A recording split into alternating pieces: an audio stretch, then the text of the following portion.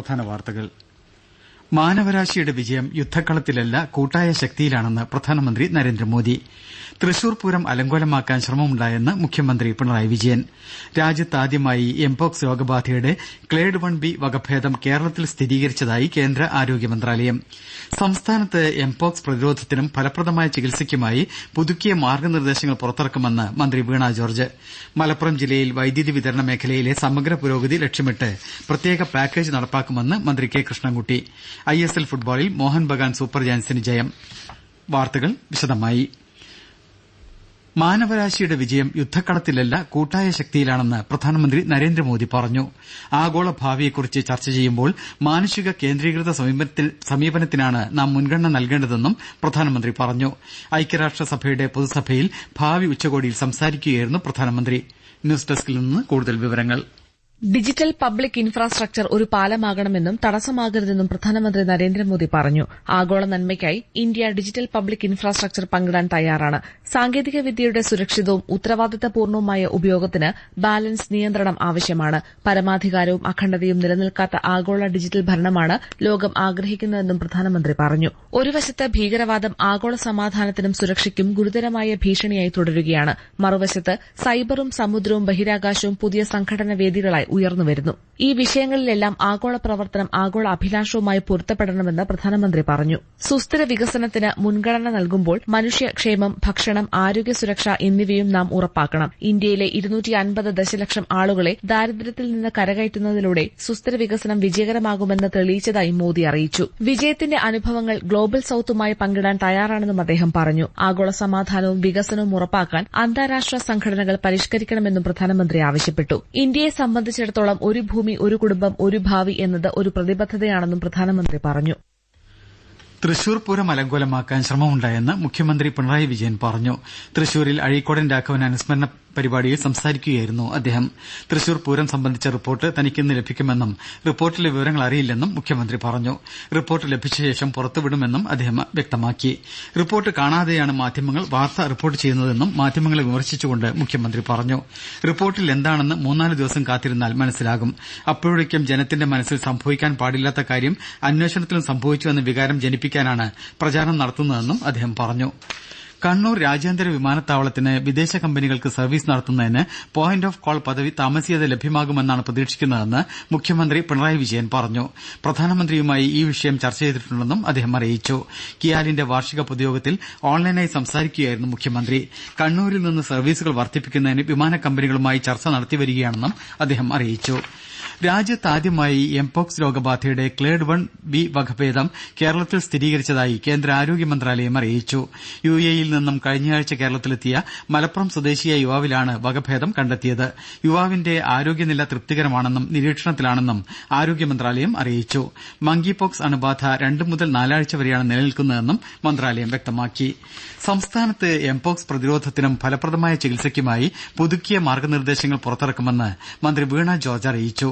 കേസുകൾ കൂടുകയാണെങ്കിൽ അതനുസരിച്ച് നടപടി സ്വീകരിക്കാൻ നിർദ്ദേശം നൽകിയിട്ടുണ്ടെന്നും മന്ത്രി തിരുവനന്തപുരത്ത് പറഞ്ഞു. Desk report. എല്ലാ ജില്ലകളിലും ഐസൊലേഷൻ സൌകര്യം ഏർപ്പെടുത്തിയിട്ടുണ്ടെന്ന് മന്ത്രി വീണ ജോർജ് അറിയിച്ചു. വിമാനത്താവളങ്ങളിൽ ഉൾപ്പെടെ നിരീക്ഷണം ശക്തിപ്പെടുത്തി. നിലവിൽ 5 ലാബുകളിൽ പരിശോധനാ സൌകര്യം ഒരുക്കിയിട്ടുണ്ട്. ആവശ്യമെങ്കിൽ കൂടുതൽ ലാബുകളിൽ പരിശോധനാ സൌകര്യങ്ങൾ ഒരുക്കും. മറ്റ് രാജ്യങ്ങളിൽ നിന്നും എത്തുന്നവർ ഉൾപ്പെടെ രോഗലക്ഷണങ്ങൾ ഉണ്ടെങ്കിൽ ആരോഗ്യവകുപ്പിനെ വിവരമറിയിക്കുകയും ചികിത്സ തേടുകയും വേണം. ഗവൺമെന്റ്, സ്വകാര്യ ആശുപത്രികളിൽ എംപോക്സ് ലക്ഷണവുമായി ആരെങ്കിലും എത്തുന്നുണ്ടെങ്കിൽ ആരോഗ്യവകുപ്പിനെ വിവരമറിയിക്കണമെന്ന് മന്ത്രി നിർദ്ദേശം നൽകി. ഇടവിട്ട മഴ തുടരുന്നതിനാൽ പലതരം പകർച്ചപ്പനികൾ തുടരുകയാണ്. ഡെങ്കിപ്പനി, എലിപ്പനി, H1N1 ഇൻഫ്ലുവൻസ, മലേറിയ, മഞ്ഞപ്പിത്തം തുടങ്ങിയ രോഗങ്ങൾ കാണുന്നുണ്ട്. നീണ്ടുനിൽക്കുന്ന പനിയാണെങ്കിൽ വിദഗ്ധ ചികിത്സ തേടി ഏത് പനിയാണെന്ന് തിരിച്ചറിഞ്ഞ് ചികിത്സ ഉറപ്പാക്കണമെന്ന് മന്ത്രി പറഞ്ഞു. നിപ രോഗബാധയുമായി ബന്ധപ്പെട്ട് ഒരാളുടെ പരിശോധനാ ഫലം കൂടി നെഗറ്റീവായതായി മന്ത്രി വീണ ജോർജ് അറിയിച്ചു. ഇതുവരെ 79 പരിശോധനാ ഫലങ്ങളാണ് നെഗറ്റീവായത്. കാസർകോട് സ്വദേശിയായ യുവാവ് മരണപ്പെട്ടത് അമീബിക് മസ്തിഷ്ക ജ്വരത്തെ തുടർന്നാണെന്ന് സ്ഥിരീകരിച്ചിട്ടില്ലെങ്കിലും രോഗത്തിനെതിരെ ജാഗ്രത പാലിക്കണമെന്ന് ജില്ലാ medical officer doctor KV Ramdas അറിയിച്ചു. കൂടുതൽ വിവരങ്ങളുമായി ജില്ലാ പ്രതിനിധി P. ജഗന്നിവാസൻ.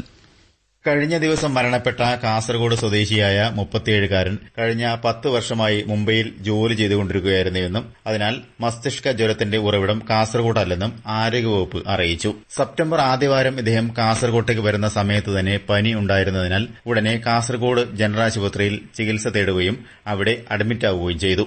രോഗം ഭേദമാകാത്തതിനാൽ 4 ദിവസത്തിന് ശേഷം അവിടെ നിന്നും കണ്ണൂർ ഗവൺമെന്റ് മെഡിക്കൽ കോളേജിലും തുടർന്ന് കണ്ണൂരിലെ സ്വകാര്യ ആശുപത്രിയിലും പ്രവേശിപ്പിച്ചു. അവിടെ നിന്നുള്ള പരിശോധനയിലാണ് മസ്തിഷ്ക ജ്വരമാണോ മരണത്തിന് കാരണമായതെന്ന സംശയം ഉയർന്നത്. പ്രാദേശിക വാർത്തകളാണ് കേൾക്കുന്നത്. ജില്ലയിലെ വൈദ്യുത വിതരണ മേഖലയിലെ സമഗ്ര പുരോഗതി ലക്ഷ്യമിട്ട് മലപ്പുറം പാക്കേജ് എന്ന പേരിൽ പ്രത്യേക പാക്കേജ് നടപ്പാക്കുമെന്ന് മന്ത്രി കെ കൃഷ്ണൻകുട്ടി അറിയിച്ചു.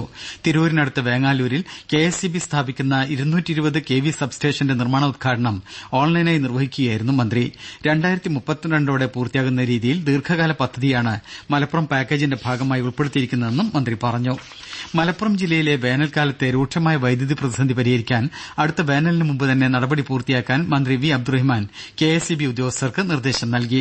വൈദ്യുതി വിതരണത്തിലെ പോരായ്മകൾ ഇല്ലാതാക്കാൻ സമയബന്ധിതമായ നടപടി വേണമെന്ന് ജില്ലയിലെ വൈദ്യുതി വിതരണ പ്രസരണ പദ്ധതികളുമായ അവലോകന യോഗത്തിൽ ഓൺലൈനായി പങ്കെടുത്ത മന്ത്രി പറഞ്ഞു. അടുത്ത വേനലിൽ ജില്ലയിലെ വിതരണ ശൃംഖല ഓഫാക്കേണ്ടി വരുന്ന സാഹചര്യമുണ്ടാകില്ലെന്ന് KSEB ഉദ്യോഗസ്ഥർ ഉറപ്പു നൽകി. ISL ഫുട്ബോളിൽ മോഹൻ ബഗാൻ സൂപ്പർ ജയന്റ്സിന് ജയം. കൊൽക്കത്തയിൽ നോർത്ത് ഈസ്റ്റ് യുണൈറ്റഡിനെ 2-3 ഗോളുകൾക്കാണ് മോഹൻ ബഗാൻ തോൽപ്പിച്ചത്. അടുത്ത മത്സരം നാളെയാണ്. ന്യൂഡൽഹിയിൽ വൈകിട്ട് 7:30 പഞ്ചാബ് FC ഹൈദരാബാദ് FCയെ നേരിടും. കോട്ടയം കുമരകം കൈപ്പുഴമുട്ടിൽ കാർ വെള്ളത്തിൽ വീണ് 2 പേർ മരിച്ചു.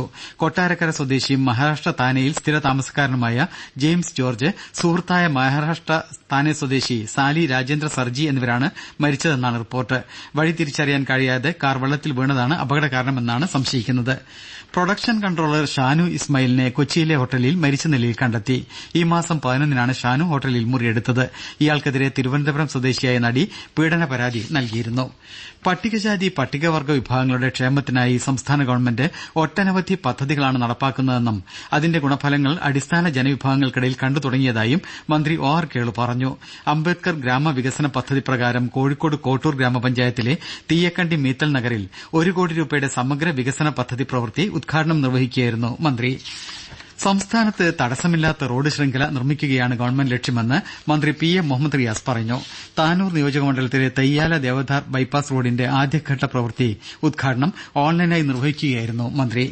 മനുഷ്യന്റെ പ്രശ്നം കൂടി മനസ്സിലാക്കി വനം വന്യജീവി വകുപ്പിനെ കൂടുതൽ മനുഷ്യ സൌഹൃദമാക്കാൻ ഗവൺമെന്റിന് കഴിഞ്ഞതായി മന്ത്രി AK ശശീന്ദ്രൻ പറഞ്ഞു. നിലമ്പൂർ നോർത്ത് സൌത്ത് ഡിവിഷനുകളുടെ പരിധിയിൽ പണി പൂർത്തീകരിച്ച വിവിധ ഓഫീസുകളുടെയും പദ്ധതികളുടെയും ഉദ്ഘാടനം നിർവഹിക്കുകയായിരുന്നു മന്ത്രി. എല്ലാ സബ് രജിസ്ട്രാർ ഓഫീസുകൾക്കും സ്വന്തം കെട്ടിടമുള്ള ആദ്യ ജില്ലയായി കാസർകോട് മാറിയെന്ന് മന്ത്രി രാമചന്ദ്രൻ കടന്നപ്പള്ളി പറഞ്ഞു. ഉദുമ സബ് രജിസ്ട്രാർ ഓഫീസ് കെട്ടിടം ഉദ്ഘാടനം ചെയ്യുകയായിരുന്നു അദ്ദേഹം. എന്റെ ഭൂമി പോർട്ടൽ യാഥാർത്ഥ്യമാകുന്നതോടെ രേഖകൾ സംബന്ധിച്ച പ്രവർത്തനങ്ങൾ വേഗത്തിലാകുമെന്നും മന്ത്രി അറിയിച്ചു. പരിസ്ഥിതി ലോല പ്രദേശങ്ങളെക്കുറിച്ച് അന്തിമ റിപ്പോർട്ടിന് നിർദ്ദേശം സമർപ്പിക്കാൻ തീയതി നീട്ടി നൽകാനും അപാകതകൾക്ക് പരിഹാരം തേടി കോടതിയെ സമീപിക്കാനും MK രാഘവൻ MPയുടെ അധ്യക്ഷതയിൽ കോഴിക്കോട്ട് ചേർന്ന ജനപ്രതിനിധികളുടെയും സംഘടനാ ഭാരവാഹികളുടെയും യോഗം തീരുമാനിച്ചു. നിലവിലെ കരട് വിജ്ഞാപനത്തിന്റെ കാലാവധി ദിവസങ്ങൾക്കകം തീരുന്ന സാഹചര്യത്തിൽ പ്രശ്നങ്ങൾ പഠിച്ച് നിർദ്ദേശം സമർപ്പിക്കാൻ സാധ്യമല്ലാത്തതിനാൽ 6 മാസം കൂടി കാലാവധി ആവശ്യപ്പെടുമെന്ന് MK രാഘവൻ പറഞ്ഞു. അടുത്ത വർഷത്തെ ഹജ്ജിന് ഓൺലൈൻ അപേക്ഷ സമർപ്പിക്കുന്നതിന് അവസാന തീയതി ഈ മാസം 30 വരെ നീട്ടിയതായി കേന്ദ്ര ഹജ്ജ് കമ്മിറ്റി അറിയിച്ചു. ഇതുവരെ സംസ്ഥാന ഹജ്ജ് കമ്മിറ്റി മുഖേന 18,835 ഓൺലൈൻ അപേക്ഷകളാണ് ലഭിച്ചത്. സംസ്ഥാനത്ത് ഇന്ന് പരക്കെ മഴയ്ക്ക് സാധ്യതയുണ്ടെന്ന് കേന്ദ്ര കാലാവസ്ഥാ വകുപ്പ് അറിയിച്ചു. കനത്ത മഴ സാധ്യത കണക്കിലെടുത്ത് ഇന്ന് കാസർകോട്, കണ്ണൂർ, കോഴിക്കോട് ജില്ലകളിൽ മഞ്ഞ ജാഗ്രത നൽകി. കേരള കർണാടക തീരങ്ങളിൽ മണിക്കൂറിൽ 55 കിലോമീറ്റർ വരെ വേഗത്തിൽ കാറ്റിന് സാധ്യതയുണ്ടെന്നും മീൻപിടുത്തക്കാർ കടലിൽ പോകരുതെന്നും കാലാവസ്ഥാ വകുപ്പ് മുന്നറിയിപ്പ് നൽകി. കാസർകോട് ജില്ലയിലെ മുതിർന്ന സ്വാതന്ത്ര്യസമര സേനാനിയും പ്രമുഖ സഹകാരിയുമായ KV നാരായണനെ മന്ത്രി രാമചന്ദ്രൻ കടന്നപ്പള്ളി ആദരിച്ചു. പടന്നക്കാട്ടെ അദ്ദേഹത്തിന്റെ വസതിയിലെത്തിയാണ് മന്ത്രി ആദരിച്ചത്. പ്രധാന വാർത്തകൾ വീണ്ടും. മാനവരാശിയുടെ വിജയം യുദ്ധക്കളത്തിലല്ല കൂട്ടായ ശക്തിയിലാണെന്ന് പ്രധാനമന്ത്രി നരേന്ദ്രമോദി. തൃശൂർ പൂരം അലങ്കോലമാക്കാൻ ശ്രമമുണ്ടായെന്ന് മുഖ്യമന്ത്രി പിണറായി വിജയൻ. രാജ്യത്താദ്യമായി എംപോക്സ് രോഗബാധയുടെ ക്ലേഡ് 1B വകഭേദം കേരളത്തിൽ സ്ഥിരീകരിച്ചതായി കേന്ദ്ര ആരോഗ്യ മന്ത്രാലയം. സംസ്ഥാനത്തെ എംപോക്സ് പ്രതിരോധത്തിനും ഫലപ്രദമായ ചികിത്സയ്ക്കുമായി പുതുക്കിയ മാർഗനിർദ്ദേശങ്ങൾ പുറത്തിറക്കുമെന്ന് മന്ത്രി വീണ ജോർജ്. മലപ്പുറം ജില്ലയിൽ വൈദ്യുതി വിതരണ മേഖലയിലെ സമഗ്ര പുരോഗതി ലക്ഷ്യമിട്ട് പ്രത്യേക പാക്കേജ് നടപ്പാക്കുമെന്ന് മന്ത്രി കെ കൃഷ്ണൻകുട്ടി. ISL ഫുട്ബോളിൽ മോഹൻ ബഗാൻ സൂപ്പർ ജയന്റ്സിന് ജയം. പ്രാദേശിക വാർത്തകൾ കഴിഞ്ഞു.